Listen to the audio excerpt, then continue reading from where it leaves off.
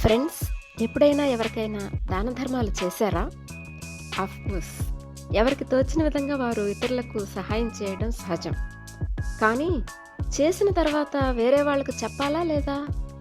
మానవ స్వభావం ఏమిటంటే మేము వారికి ఇంత సహాయం చేశాము, అంత సహాయం చేశాము అని చెప్పుకుంటాం.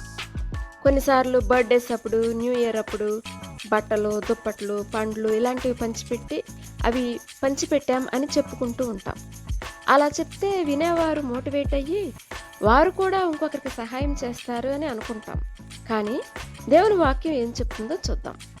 నీవు ధర్మం చేయనప్పుడు మనుషుల వలన ఘనతనందవలనని సమాజ మందిరములలోనూ వీధులలోనూ చేయులాగున నీ ముందర బోర ఊదింపవద్దు, అట్టివారు తమ ఫలము పొంది ఉన్నారు అని చెప్తుంది. ఇంకా నీవైతే ధర్మం చేయనప్పుడు రహస్యముగా ఉండు నిమిత్తము నీ కుడి చేయి చేయనది నీ ఎడమ చేతికి తెలియక ఉండవలెను. అప్పుడు రహస్యమందు చూచే నీ తండ్రి అయిన దేవుడు నీకు ప్రతిఫలం ఇస్తాడు అని చెప్తుంది. కాబట్టి ఫ్రెండ్స్, మనకు దేవుని వద్ద నుండి ప్రతిఫలం కావాలా లేక మనుషుల వద్ద నుండి కావాలా? దేవుని వద్ద నుండి ప్రతిఫలం కావాలంటే మనం చేసే దాన ధర్మాలు రహస్యంగా చేయాలి. కానీ ఫొటోస్, వీడియోస్ తీసి పబ్లిసిటీ ఇచ్చుకుంటే అది దేవుని వాక్య విరుద్ధం అని గ్రహించుదాం. ఓకేనా?